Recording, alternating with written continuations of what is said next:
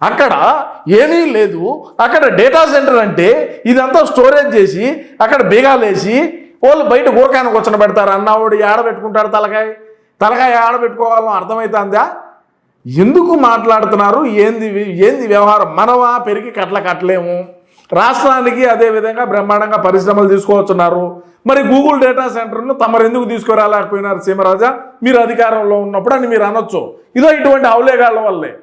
ఇప్పుడు అన్న కరెక్ట్గా మాట్లాడుతున్నాడు లండన్కు పోయి ఇచ్చిన నుంచి. ఎందుకంటే ఏ యుగంలో ఉన్నాం మనం, ఈ డేటా హబ్ అనేది మనకు ఖచ్చితంగా కావాలా అని చెప్తున్నాడు. అంతో ఇంతో కాస్తో ఇసుకేస్తో డెవలప్ అయ్యి ఇంకా డెవలప్ కాదంట మీ ఇష్టానుసారంగా మాట్లాడి ఇంకా ఏదో అన్న మాట్లాడినటువంటి మాటలు కూడా ఉన్నాయి. ఒకసారి మనమైతే వినేటువంటి ప్రయత్నం ఖచ్చితంగా చేద్దాం ప్రజలారా. ఎందుకంటే మనం వినాలా. మనం అన్నను ప్రధానమంత్రి చేయాలనుకుంటా ఉంటే వీళ్ళందరూ వచ్చి నడిమిదిలో రాళ్ళు వేస్తూ ఉంటే ఏంది ఈయన ఏం చెప్తాడో ఒకసారి అన్న వినండి. మీరు బాగా వినండి.